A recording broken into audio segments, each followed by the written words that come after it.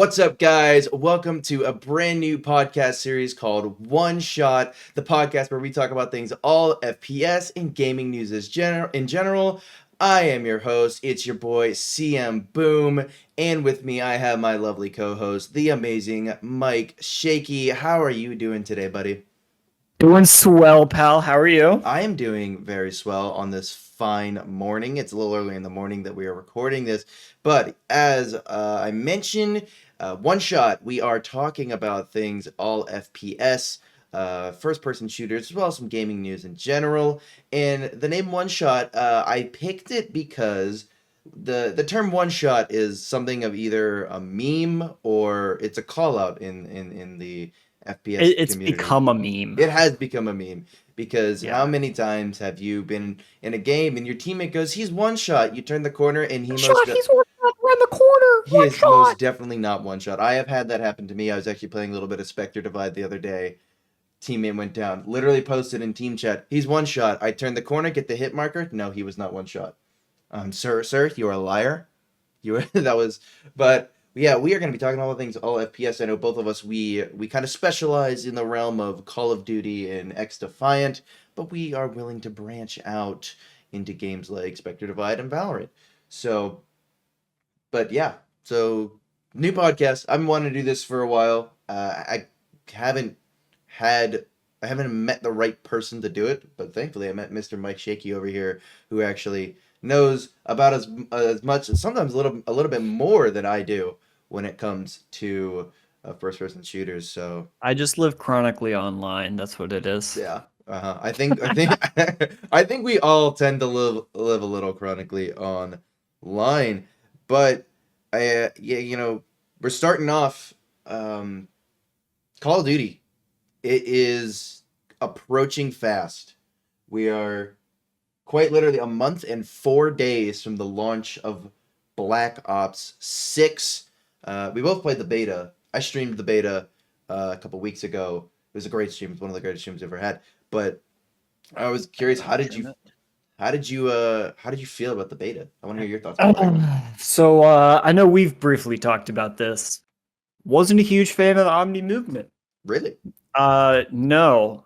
I feel like Call of Duty nowadays is kind of, I don't want to say since Advanced Warfare, but kind of once they got to the advanced movement aspects of the game, they're shying away from people that have good aim, and they're like kind of catering to the Fortnite builder crazy movement kids nowadays. So I can it's it's like new age of COD, yes, but like end of the day, it's they're catering to a new audience compared to their old audience. I can agree with that whole aspect that yes, they are catering to a new audience. The game is definitely it's not for us anymore. Like those old COD fans that like have been playing since Black Ops 2. But on the flip side, I really liked Omni Movement. Um it was definitely weird. Like it was like when I was playing it, it was like it felt like I was on skates, but some of the stuff that I really liked, I think is we both tend to focus on the rank play aspect of it. I think it's gonna be amazing in rank play. I think it makes gunfights a lot more dynamic. I found myself one of those habits where it's like normally if you're sprinting around a corner and you see three guys, you turn your right stick and run forward back around that corner. More often than not, I mean I usually end up getting shot and killed. But I found that with Omni Movement, I can just pull my left stick back and I'm sprinting back behind a corner, and then I can like throw a flash or throw a grenade.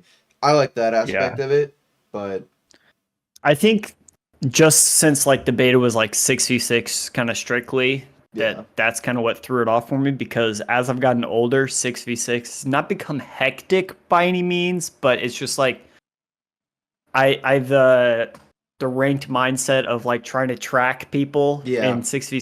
I have randoms like constantly flipping spawns and like screwing up no respawn timers, that type of stuff. And that's kind of what I felt too as I was playing the beta. Like I could found times I was like I'm getting frustrated because like, oh my god, I'm just like there's like people swarming me, but then I'm like, oh, it is 6v6. Spawn logic is gonna be weird, especially on maps like Babylon, that map that was like literally just a square. Like Like the spawn logic was terrible, but again, that's 6v6, and so everyone's just jammed into that map, and Yeah. it's a small map. And Treyarch has even said, "Oh yeah, that's one of our smaller maps." So, but I Well, think speaking of maps, Babylon and there was like few others. They seemed a lot more like strike maps, face-off maps. yeah, The strike maps is yeah. It seemed a lot more like the yeah, face-off when it was like the 2v2, like what was gunfight, it? gunfight. Yeah, Gunfight. yeah, Yeah, yeah. gunfights from like Mm. Modern Warfare You know, 2. and Treyarch did actually talk about that. They kind of here we have their, um, they uh they released this post stating because it said, for those curious about our map size variety, at launch, the majority of Black Ops 6's core 66 maps are medium size, similar to Raid or Summit.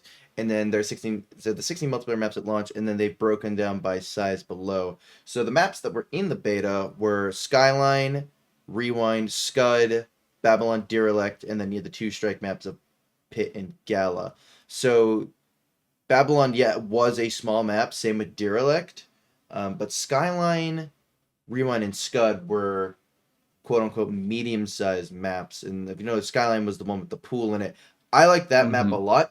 My only concern with it is for Hardpoint there were only 4 hills.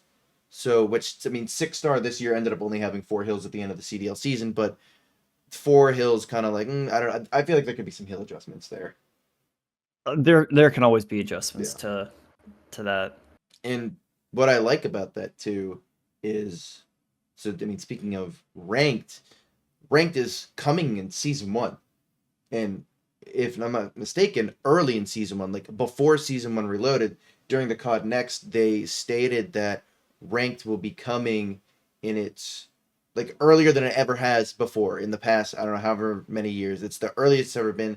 I'm anticipating season 1, like which would be I think around December. So you talk about changes, that would give us I think the most time for map pool to change, spawns to change, and hills to change. Yeah, because it's normally game releases November, you get the Christmas noobs, and then you get like ranked January, February time when the CDL like kicks Yeah. off. So and that has been fine ish. I mean, like last year it was definitely better to have it in season 1 Reloaded. Like I mean, I was kind of about it because you only really got half a season, but I was glad to have the playlist, honestly, just to have it because like when I play Call of Duty, I want to play ranked COD. Like I'm booting up COD to play ranked. Like I'm Mhm. not really touching pubs, and that goes back to the game being not really for us anymore. Um, I boot up COD. I want to play ranked. That's what I Yeah. want to do. So I feel like too, jumping kind of back to pubs and not being for us again, that Warzone also kind of killed it for us too. yeah, Because Warzone has kind of they've been catering more so recently to the Warzone people. So pubs have now become a spot for them to join up uh, and then get like weapon XP yeah, so they can get their attachments for Warzone. yeah. And I think like that was definitely the case with like Modern Warfare 2019, and I don't think so much Black Ops Cold War because it's Treyarch and they kind of always seem to keep their identity, but like the Hmm. following years, like MW2 and then like MW3, I guess was another outlier because they just brought back all the original maps, but like MW 2019 and then MW2, like we 100% saw like when it came to map design, they were just pieces of a Warzone map cut out and pasted into 6v6. Like if you remember Fortress in Yeah. that abomination of a map that was like literally just cut out from Warzone, and we played Fortress Control for what 3 quarters of the year. Literally team deathmatch simulator. Oh my Yeah. gosh, I can remember watching. It was the match where like Seattle Surge really had took advantage of they this one. I think it was like they won one offense and then just played team deathmatch on the other following 2 defenses and just Yeah. just won it. It was like what are we doing? That was awful to see, but I Yeah. I mean, it does seem like there was actually, I mean, from the beta maps that we played, it does seem like Treyarch actually took the time to design some pretty good maps. Beta, you never get the best of them because I mean, even for the MW3 beta, we had like Hmm. High Rise, uh, Rust, and like Skid Row. Well, so there's rumors to bring back. I don't think they said raid, but they said summit and standoff possibly Some stand is what off. I've heard. Let me see if I can find that from. Let's see. That's definitely going to be CDL Intel Yeah, probably. probably CDL until But say. they're bring back like old maps that have not been kind of like Yeah. brought back over and over again, Right, and I think that like was. That, some yeah, yeah, yeah, maps that were in BO2 and Cold yeah. War and yeah, Which, and I think that's part of the reason why the Cold War season was so great, is because we constantly had old maps coming in, and like as soon as like an old map came in, they replaced it. Like I think like as soon as Express came in, it replaced Miami S&D. Like Miami S&D got yeah, booted out, and then as soon which as is nice, yeah, but like I want to see new maps. I don't want to see the same maps from 10 years ago right. again. I think there definitely needs to be a mix of it. Like you can have a few classic maps, like they brought back Raid and they brought back like Express, but then it's like yes, we need new maps brought in. Um, Yeah.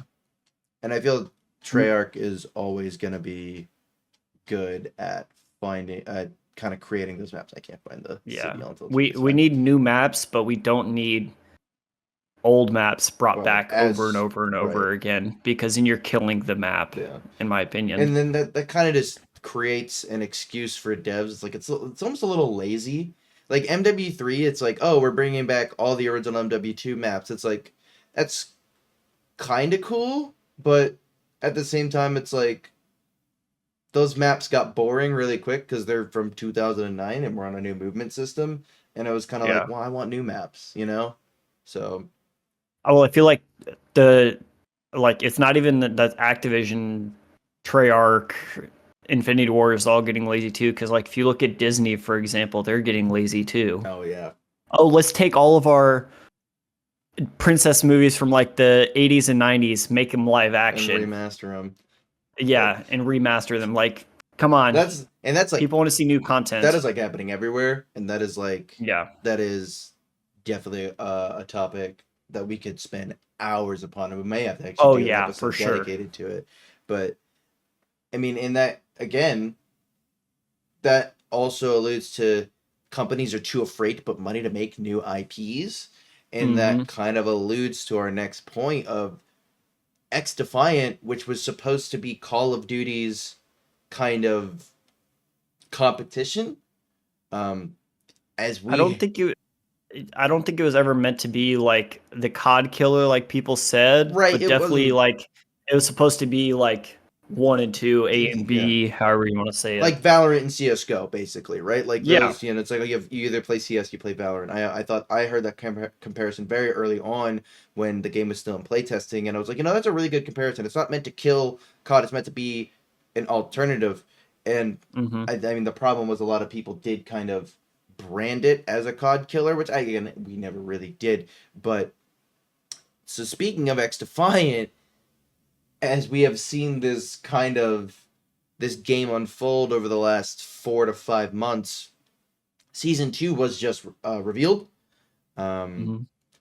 it was revealed. The new faction is the Highwaymen Highway. Yep. from not Fallout, Far Cry. I always want to say Fallout, but it's Far Cry.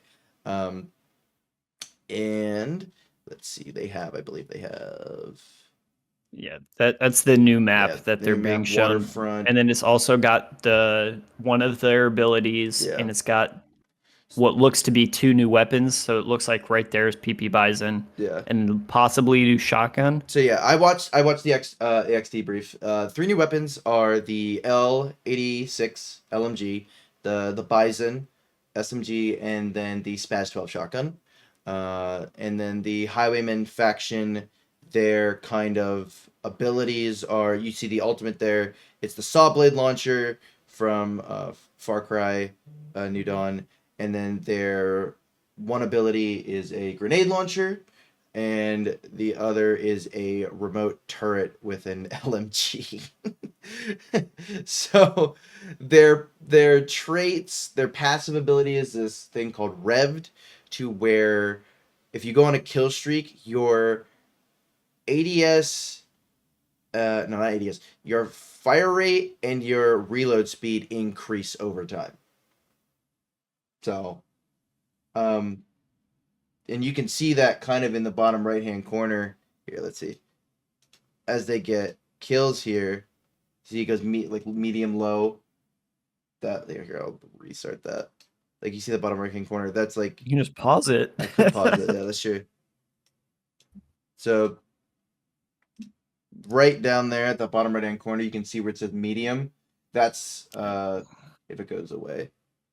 Screen. I don't think it will. Yeah, but it's like right here. It says medium, right?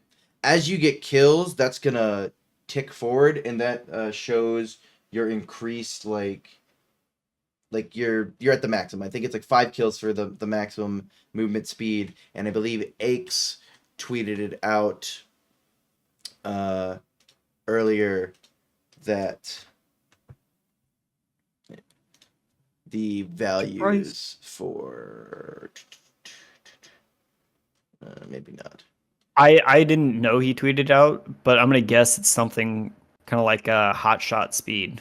Yeah, is what it gets like ramped up I to. think so. Here, let me go find it. I know I have it on my phone because I think it was in the XDefiant subreddit as well. But Okay. because it's something that, I mean, in my opinion, I think it doesn't. Okay, so for 1 kill, it's your medium. You get a 2.5% increase to rate of fire and a 5% reload speed increase. 2 kills is high, a 5% increased rate of fire, a 10% reload speed increase, and then at 4 kills, which is the maximum, it's a plus 7.5 percentage to your rate of fire and plus a 15% to your reload speed. So, honestly, those just sound like numbers to me, honestly. they but sound like numbers, but I need to see it to know the difference. I mean, we talk about XDefiant wanting to be a competitive esport, and they wanted their focus to be on ranked, because I mean everybody kind of forgets the original, like some of the original trailers and like announcement videos that came out for XDefiant. They said, oh, we're an arcade shooter that wants to focus on ranked, and some of the stuff that they have definitely put into the game is like, this is not necessarily like balanced in a competitive sense. I mean, how long did we play 4 Phantoms for with 120 well, it was per? You had the rank trial, and then you had the 4 Phantom that they took basically all of season 1 to correct. And then if you can jump back over to the season breakdown. Yeah, I can do that really quick. They talk about finally adding private matches. Right. In season 2. In season 2. But so you had like tournament organizers for XDefiant literally just having teams of 4, 1, 2, 3, Q. And that's how they would do their ranked or their tournament matches. And then you're okay, 1, 2, 3, Q. We're hoping we're all getting in the same thing. Yeah. And even with that, it's the beta version of private matches. Private matches don't even fully release until season 3. Like the full release of private matches isn't until season 3. So it's still going to be a beta mode. And then it did get revealed the bomb mode is coming. S&D. Not to rank. Just call it what it is. It's not coming to rank at the beginning of the S&D. season. They're doing the same thing they did with Capture the Flag. They're putting it into pubs first, and then they're just going to probably chuck it in midway through the season. Which hopefully they replace ETF with it. And you know what? I am hoping that they were going to do that, but I don't think that they will. I think it's going to be this case that we have had with every time there's even a new map or a new mode, they just compound it on top of the existing rank system. And I had made a TikTok about this a while ago, like during the rank trials.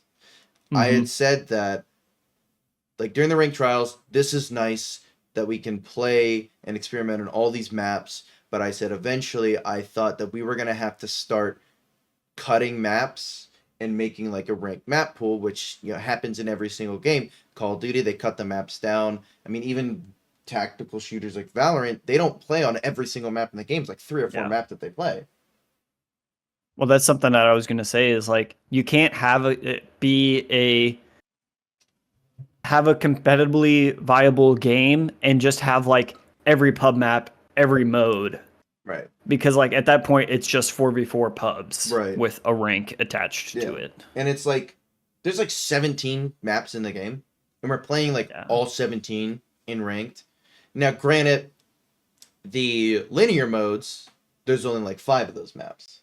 And that's like Mhm. that's fine because it's like okay, there's only like 4 the 5 that it's like okay, we can just learn these and you get used to them, but it's like having to learn hardpoint rotations for like what the other 13 maps is like insane. That's Well, crazy they to me. could do something like what Valorant and CS do, because Valorant and CS, I don't know how often it is.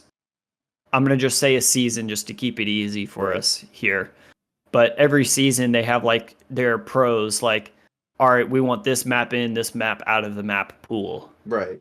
Yeah. which they could easily be doing now that they're adding 3 maps every season. Yeah. 100%. And I think the lack of competitive attention is what I think is kind of ticking the whole community off because it's like Mhm. you said that you were gonna pay attention to ranked, but it doesn't seem, and at least in my eyes, it doesn't seem like they have done that. I mean, there hasn't been the attention to rank that we had seen was promised, and that boils down to even the rank system itself. 10 levels per rank is insane to me. Well, and them taking what 2 months to get rid of 4 phantoms Right. meta. Yeah, getting rid of 4 phantoms, and then, and even still, like, again, talking about the 10 levels. All right, you want to do 10 levels, it's fine, but we need placement matches. Because you're telling me it takes about 2 wins to level up, at least in bronze. Mm-hmm. Through 10 levels, it takes 20 wins to get out of bronze, which is insane. Some Call of Duty seasons, I get like some people only get like 20 to 30 wins. So it's Yeah. like 20 wins to get out of the starting level, I think is just a mistake, and they either need to go down to 5 levels or include placement matches. 5 levels, but COD since what Modern Warfare 2, I want to Two. say.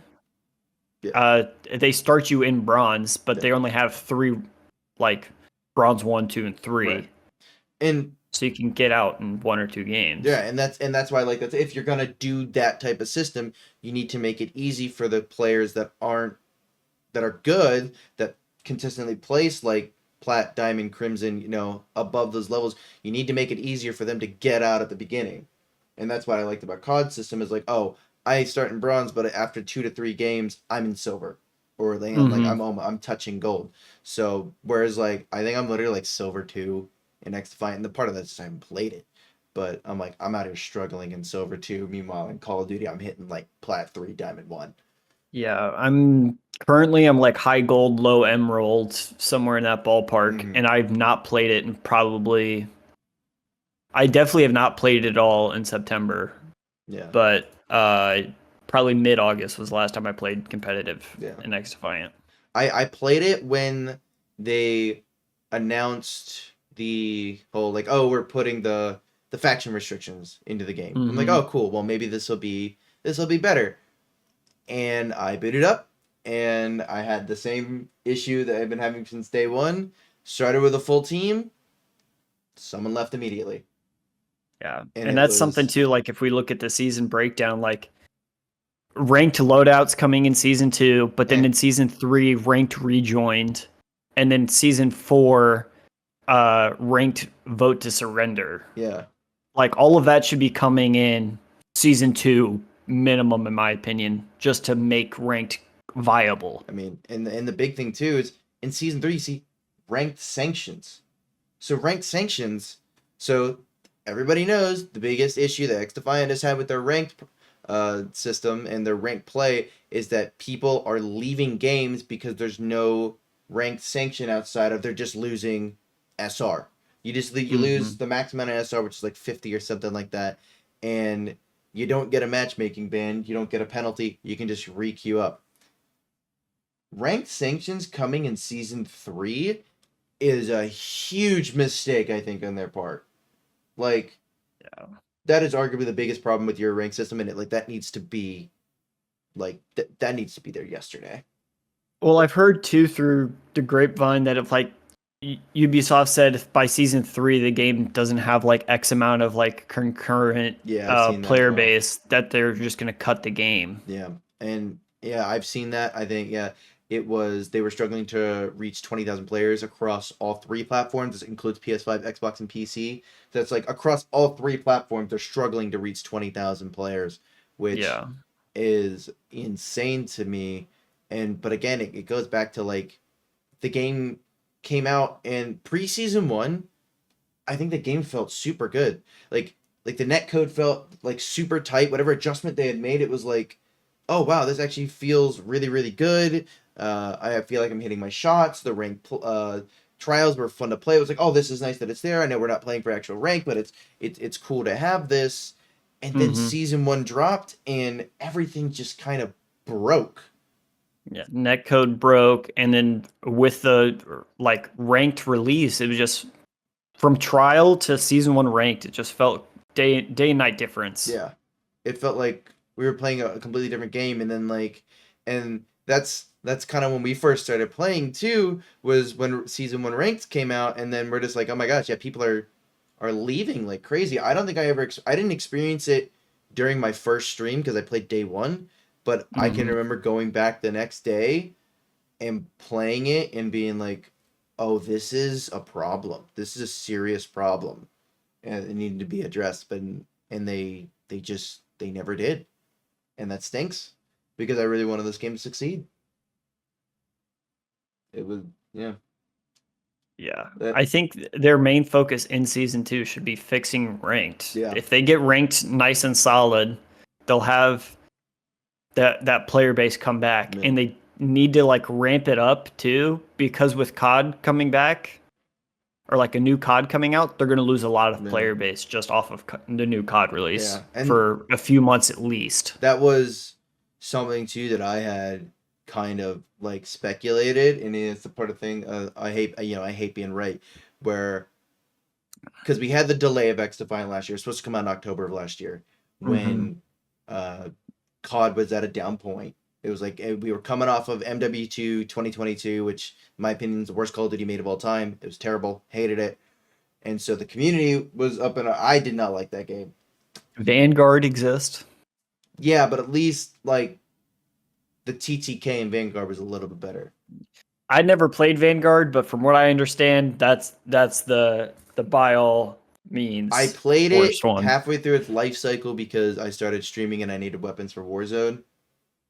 I See, look, you just coming right back. You played pubs in that game to unlock weapons for That is true. Warzone. I did play weapons for him, but then I did play rank playing Vanguard. I did play rank playing Vanguard, like midway through, and I will say it wasn't that bad. Like search and Yeah. destroy in Vanguard felt really good. That was probably its best mode. Um, but yeah, I was playing for Resurgence of Warzone because at the time it was Vanguard. No one was really playing, but XDefiant was coming off of like they had a really prime window of like if we launch this now and the game is good, people will flock to XDefiant because you'll get the big COD creators coming because I think CDL had ended in June that year. You get the big COD creators to come and play that like Scump, Zuma, Methods, like all those Mm-hmm. guys will come and play it, and it had a real chance to explode.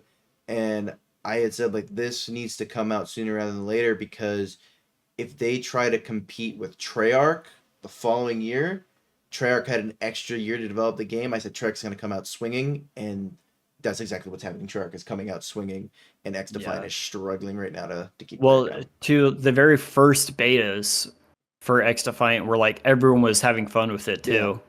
too. Obviously, it was netcode complaints. They push it back basically a full year, Mm-hmm. and it still doesn't feel polished No. a year after that very first beta. Yeah. And I think that the problem is Ubisoft just wasn't willing to throw money towards it because it was a Yeah. brand new IP, and you look at Call of Duty is a money printing machine that has had 20 years to develop itself, and it makes COD. I mean, like, yeah, I hated MW2 2022, but within the first week, it made $1 billion Mm-hmm. because of first of all, off the name alone. Yeah, I think that has to do with like the longevity of COD too, because like the finals came out, really fun game, Yeah, really new I love concept, that game. but it kind of died out because like they couldn't push out new modes enough Hmm. fast enough. And then I've, from what I understand from talking to people, it was like also like muscle memory habit for them to like open up their computer, open up their console, whatever, and just open up COD by default. Yeah, So yeah, like they lost player base purely off of like habit. yeah, and yeah, I played the finals when it came out too, and that game had a really good concept. It was something that like meshed like battle royale, like capture the flag, and like hardpoint, and the destructibility was so cool. It was like the Yeah. levelation of Battlefield, like the old school Battlefields, but like even better. Like you could literally just level buildings, and I thought it was so awesome the way the destruction and that type of stuff worked. But yeah, again, it's like they just they took too long, and that's what Ubisoft is notoriously known for doing, is breaking their game and then taking too long to fix it. Rainbow Six Siege. But Yeah, I was about to say like I feel like so I don't remember when exactly Rainbow Six came out, but 2015. yeah, I was about to say I was playing it like 20, 2016, yeah, yeah. 17 and it was fun, but then like I completely stopped playing it and then completely forgot the game existed until Jinxie blew up. Yeah. I Cuz he's given that game like a second life in my yeah. opinion. Yeah. And then like yeah, I played 2016. I actually played it on consoles on Xbox. That's before I got my PC, before I was educated. No, I was already master He was race by already then. master race by then. No, I was still Yeah. I was rocking my Xbox One, playing it with my one of my my moderators in my chat, Crewfix, and we loved Siege. We loved it. And that was especially during the like Operation like Velvet Shell, like when Jacqueline Mira came out, when the game was at its height. Like Russian Badger, I don't know if you know him, YouTuber. Like he was making like he used to make hilarious like Rainbow Six Siege videos, and it would like he was notorious for just doing weird stuff that would work. Like he played in a show match with like T-Pain and stuff, and then on Cafe Dostoevsky took Tachanka took the PMM, peeked out a window and got a headshot. It was like I missed that. That was like when shooters were fun. Like, I remember you could just do silly stuff and do that like that was fun stuff. But yeah, So I just looked up the Rainbow Six operators real quick. The last person I believe I remember playing was like Legion, Ying, okay, wow, Mira, Echo, and then like Cab. wow. So that's like you're talking like season one, season like year one, year Yeah, two. like That's yeah, yeah, Frost. I remember, but like I feel like too. There's just like such an overwhelming number of operators yeah, in Rainbow Six now. yeah. I mean, and that's again, Rainbow Six is a completely different game than, Yeah, uh, COD and stuff. It's a tactical shooter. It is a tier one esport, and that stuff does kind of you but see it's still it Ubisoft, is still so Ubisoft, it and still applies to XDefiant in some way. XDefiant in their issues with not having enough speed to fix stuff, and like we talk about with season three, those rank sanctions coming in season three. Season three, I think, is put at the end of December because season two comes out. I believe it comes The the 25th, 25th. So that's in the 3 days. 4 days. 4 days, my bad.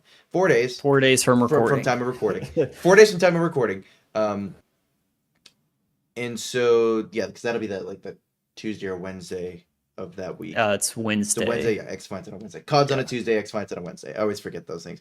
So that's gonna put it at the end of December, 90 days, right? I believe. And if Yeah. so, COD's coming out in October of next month.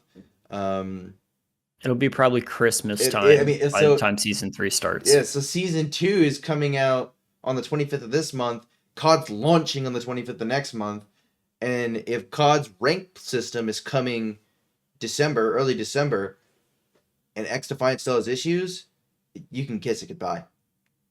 Yeah, You can just kiss that for sure. goodbye because Call of Duty, the Omni movement is creating an awesome skill gap. I like it. I know you said you feel it.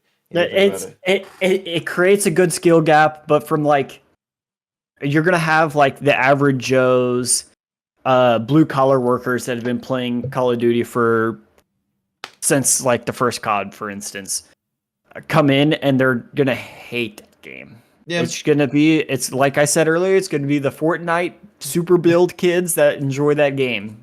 I think so, but also I think that because of all those assist settings, because you can do like the whole like sprint assist, the mantle assist. I think it'll make it things I a little didn't bit play around with that much in the beta, so there's like things. It's like you can literally like there's ways to make it easier. So I think a lot of those new players coming in will have a little bit easier time. I don't think it's gonna be like too terribly bad because Call of Duty has figured out this formula with.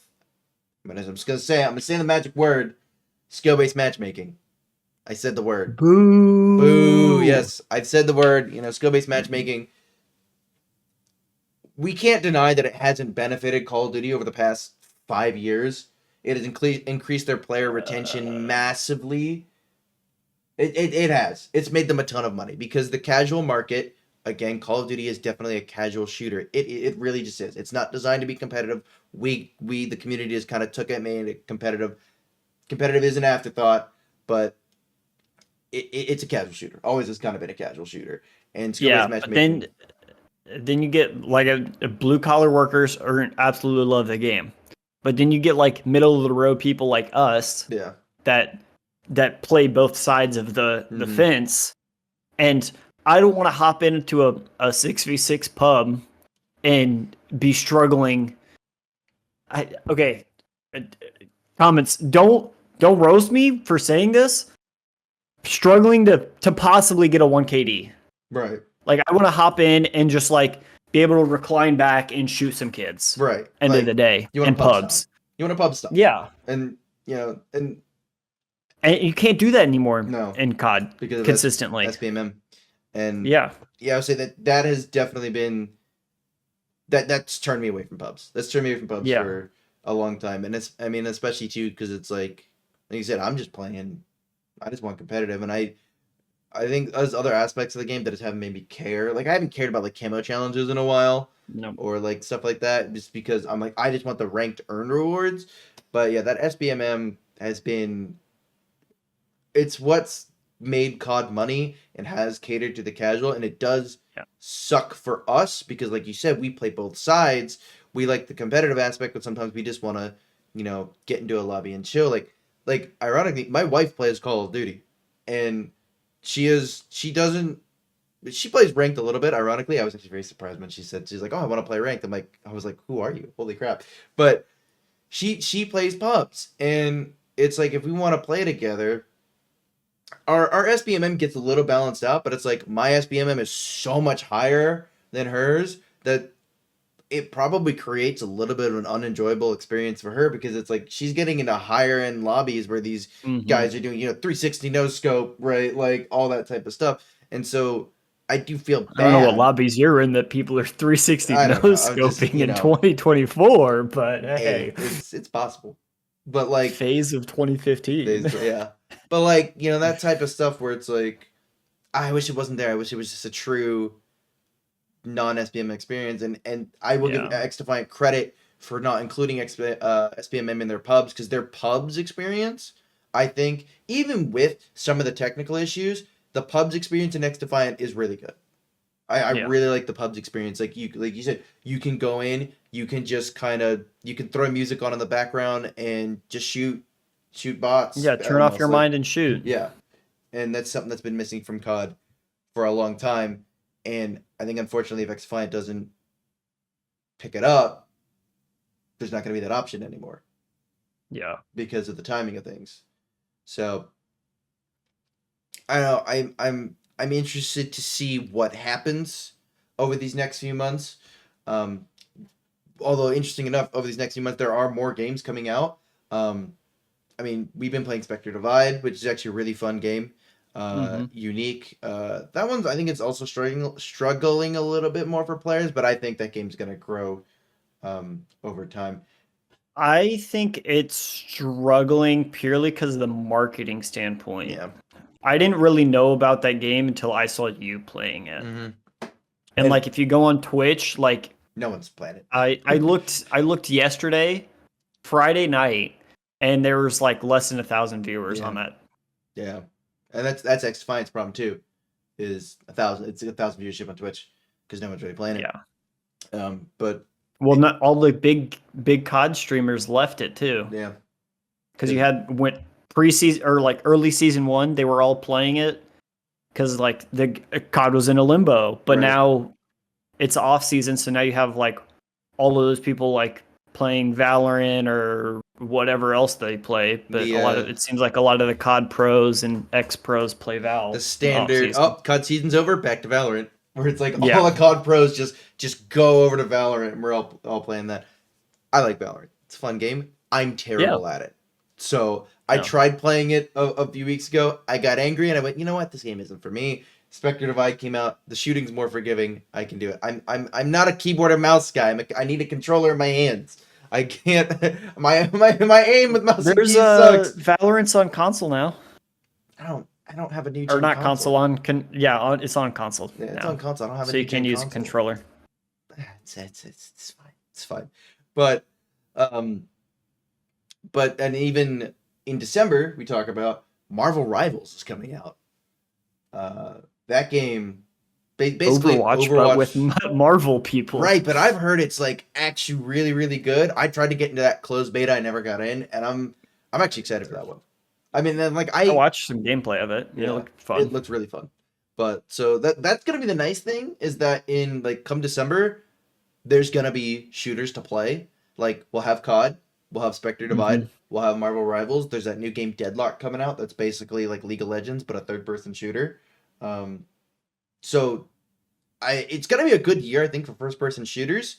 I think unfortunately a few are just gonna get left behind, possibly. But we'd be remiss if, with all this talk of Call of Duty, if we didn't talk about some of the CDL rumors that are happening. Yeah, a lot of spicy rumors came out probably earlier this month.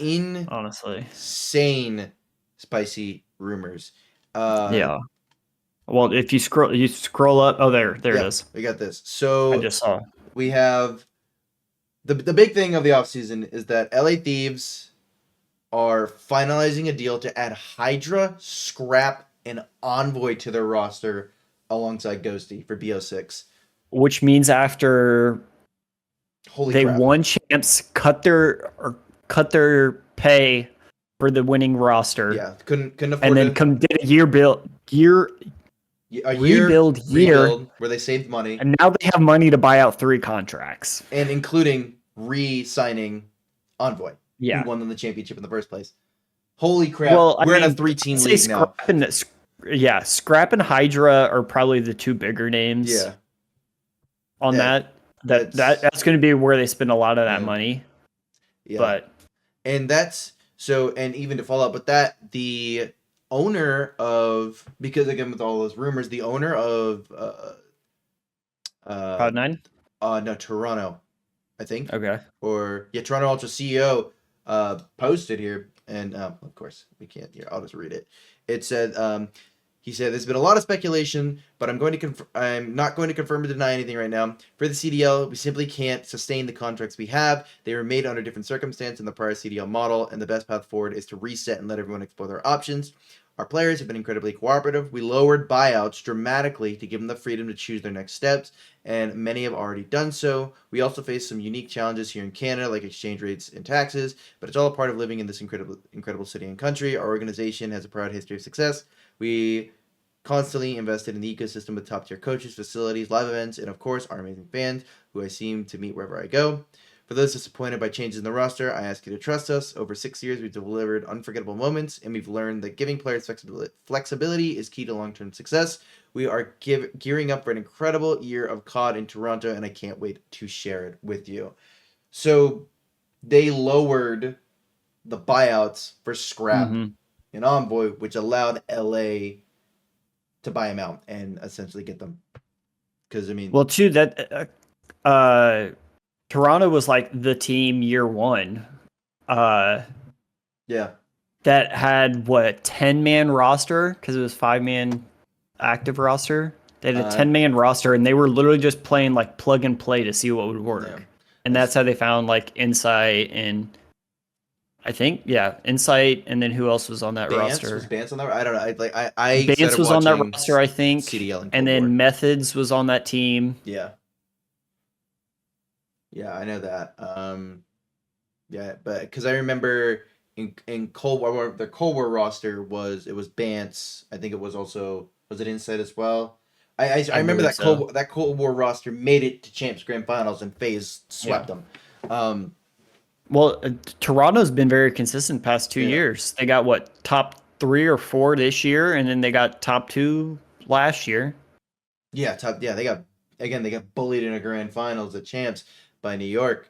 So I mean, it does because I mean, I was even thinking like, man, how could you not keep Scrap, like especially Scrap, who's like been the face of their organization, but obviously amidst if there were financial issues, which that is an ongoing thing in esports right now, financial issues have kind of plagued a lot of these orgs. I mean, LAG, they're gone. Boston Breach, they're gone. But Ravens are 1 foot out the door. Going to be gone. Vegas, Paris is 100% gone. Yeah, Paris is being gone. They're Vegas Falcons now. And even that, there's rumors that I think Gentlemates is going to take over the LAG spot. So yeah, Gentlemates are looking to acquire the LAG CDL spot and have extended off. They have extended offers to Scrap and Hydra, but obviously that was on the 19th, and on in 20 hours ago on the 20th is 21st. Almost 21st. No, yeah, 20 hours ago would have been the 20th because it's the morning here. That's how I remember. Oh yeah, true. So on the 20th, it would have been LA Thieves would have an agreement set with Toronto Ultra on acquiring Scrap and Envoy. So there's a lot of rumored teams to come back though. Yeah. Like Rise is rumored to come back at some point. There was Gentlemates. TSM is rumored. Splice, I want to say possibly. Isn't Toronto also? Oh, Toronto Ultra is Splice. Oh, okay, my bad. Toronto is Splice. Like they rebranded to Toronto Ultra because even like their Overwatch team is Toronto Ultra. But no, I think like TSM was interested. Gen G is reportedly interested. Fnatic is reportedly interested, and a lot of that comes with the CDL taking away those massive buyouts, which I think was huge for the CDL and finally is going to allow us to kind of expand. I mean, if we don't see expansion this year, we'll definitely see it next year. So I'm excited about that. CDL. That's been something people have been craving for a while. Is expansion. Yeah, because the 12-man makes like terrible layouts for tournament play, bracket building. I think the problem with the 12 teams too is we haven't been able to nail down the same 12 teams since the start of the CDL. Because it was you had Chicago Huntsmen during MW 2019. Then Hex rebought Optic back to get Optic Chicago. Then during the Vanguard season, Optic merged with Envy to become Optic Texas, and then Boston Breach came in. And then for the MW2 season, Paris Legion became Vegas Legion, and then last year, London Royal Ravens became Carolina Royal Ravens, and now even going into the next year, Vegas Legion is no more. It's Vegas Falcons. LAG is probably going away to become Gentlemates, and LAG's been like 2 feet out the door for the past 2 years now. And the problem is because like LAG was owned by Kroenke, who owns the Los Angeles Rams, and then Boston was also with the Crafts, who own the New England Patriots. It's these sports owners getting into esports and not understanding we're not seeing a immediate return on investment, and they're just pulling the plug. Yeah. Because that's probably what happened is like especially LAG, they're just someone's looking at the books and going like, hey, we're losing like millions of dollars here and we're not turning a profit on it, so let's pull the plug. Well, too, it's like in the LAG case, like call it they're spending bare minimum salary. That's $200K right there. Right. For their 4 players. And then you gotta kind of employ like maybe a coach, maybe social team Yeah. with one or two people, but like still like Yeah. you're losing at least probably call it 300 grand Right. That's a lot. in a season, and your only like return on investment is going to be like sponsors and like winning stuff. Yeah. And that's just, I mean, that's hard with the current esports landscape because esports is still very young. And in the case like Call of Duty, they're not necessarily getting developer support like Riot or even Ubisoft, because they throw a ton of money to Rainbow Six Siege. We haven't seen that yet. It'll get there eventually. I am of the stance of like, because I know there's a lot of controversy with Optic throwing champs, right? Like, oh, it was Optic champs. It was like, yeah, but the event was amazing. Who cares? Because they bid for that in April. They got it in April. There was no guarantee that they were going to win champs in April. I mean, even at the previous major, they bottomed out and got last. So it was like, Major 4, they were coming off a last place finish. I don't think anybody really expected them to win, myself included. They just happened to win champs in Texas. It's like the Super Bowl. I mean, the Buccaneers won in Tampa, and the Rams won in the Rams. They bid for that at the beginning of the season. There's no guarantee. We know that Activision isn't gonna put on these events. We know, and so I think it's just on the team owners to go get to Thanos. Fine, I'll do it myself. And when we do get these, they turn out great events. Yeah. So, well, I think that's too is like the CDL put a lot of like weight on the team's shoulders because they wanted to have like not more tournaments, but like team run tournaments. And from my knowledge, Optics Major or Optics Champs was like the one profitable tournament a Call of Duty event has ever had. I think that was the first time that they turned a profit. Jumping back to Guerrillas, you're losing money on roster, you're losing money on like the supporting cast for said roster, and then you're losing money on tournaments. Like, just all lose, and you have no support from Activision, Treyarch, Infinity Ward, whoever. And I come from a background of, in college, I competed in Super Smash Brothers, right? That's another esport where you get no developer support at all. Our tournaments were completely funded by ourselves. We had like we reserved a room on campus where I went to college, and then we all brought our own setups. And you did things like, okay, because you had a tournament fee and a venue fee. If you brought a setup, which included all the stuff, monitor, the game with a controller adapter plus all the DLC, you waived the venue fee. And that was like, and we self-funded these events. I think you kind of need to do the same thing with the CDL right now. You know that the Activision's not going to give you the support that you want. So instead of sitting here whining and crying about it, like a lot of the owners and a lot of people on Twitter do, you need to take the Optic route and just say, well, we want to see this thing be good, so we're going to put on a good event. And it's also too, Optic's been around since kind of like the birth of competitive Call of Duty, so like they've had time to like build up. Like, people called them a content org, still kind of to this day people call them a content org, right? But they have that content as a backbone for income. That's the finances. Yeah, because they're not making money. It gets them sponsors, it gets them money from ad revenue, like, and then you have all these other teams that are like bare minimum. FaZe. And then you have like the teams that do absolutely nothing except field roster. FaZe. Looking at you, FaZe. But FaZe has they've gone under a lot of stuff the past few years. I know, but with like I still think they could do more for the FaZe sold themselves, and then Banks just re-required it just recently. And I don't know. It's not the old FaZe by any means. But I even still think they could throw a major. They 100% could throw a major. Like, I mean, but at least FaZe is making content. They are starting to make more content now.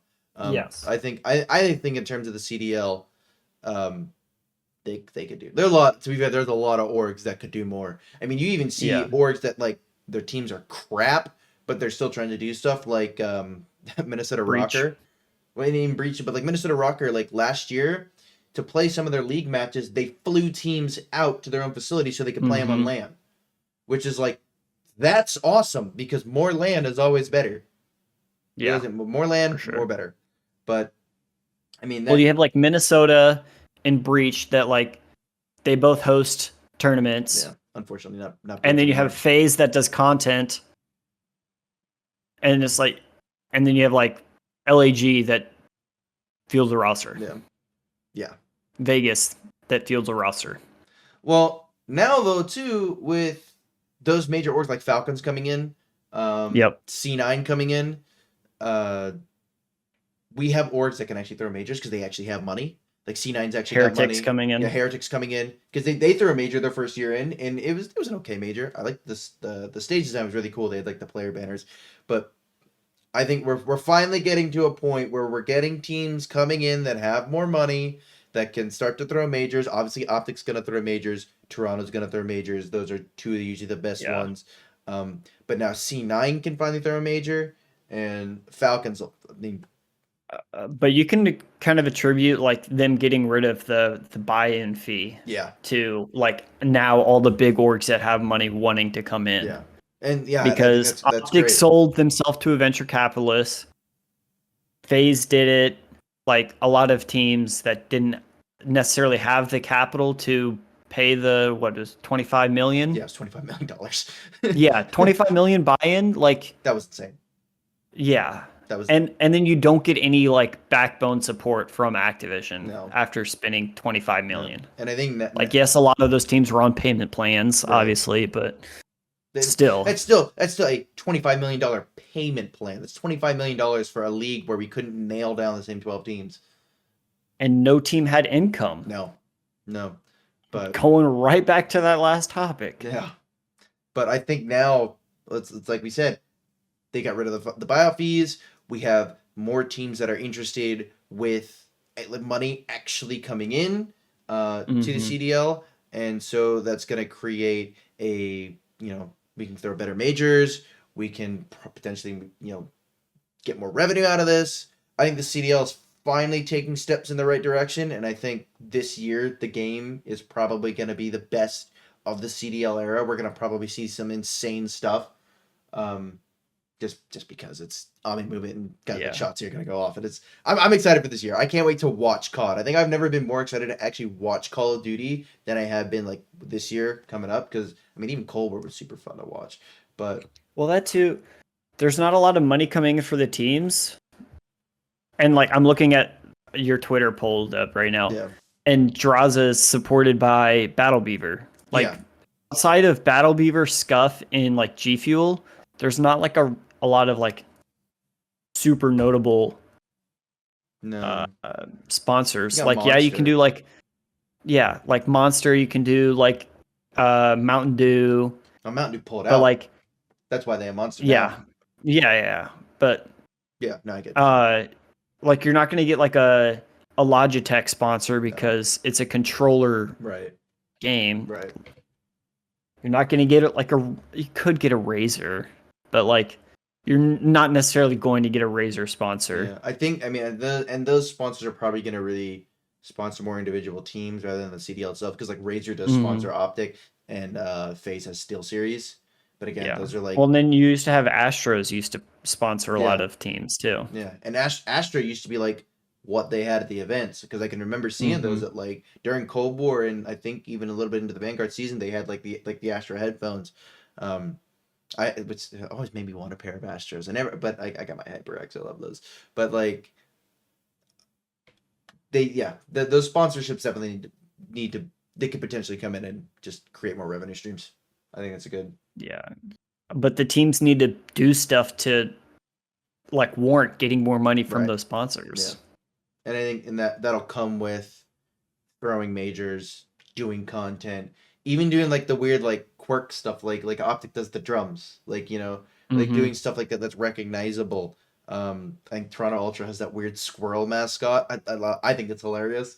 I didn't know it was a squirrel until like probably 2 years ago. Yeah, straight up. I didn't know because I think like the CDL made like a graph. They used to make graphics when teams would beat them, and like I think they did one. It was like Atlanta FaZe had beat Toronto Ultra or something, and they did like a King Kong thing where it was like FaZe was like a jet, but at the top of the tower was like a squirrel. And then I re-looked at the logo. I'm like, oh, that is a squirrel. I was like, what the Yeah. heck? But that was cool. But I think it's gonna be an up year. I think it's gonna be an up year for Call of Duty. It's gonna be an up year for the CDL.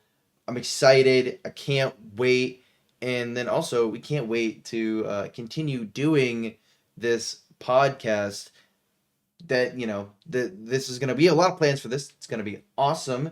You can you can catch me also on Twitch at 6 p.m. EST on Tuesdays, 6 p.m. EST, Twitch, Tuesday nights. I'm there. Mike's usually there. Mike, your streaming schedule is also, I believe, you're on Tuesdays and Tuesdays and Fridays at 6:30 6:30 Eastern. EST. Check us out. Check his channel out. Check my channel out. And this is gonna be a reoccurring thing. We're gonna do this. Gonna be a weekly show. And it'll post it. I think we'll post it initially on like both of our channels. But I think eventually we'll kind of make like one channel for the podcast.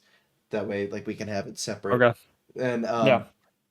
but yeah, that has been the first episode of One Shot. We will link all of our socials down below so you guys can go check us out. Thank you guys so much for watching, and we will see you in the next one.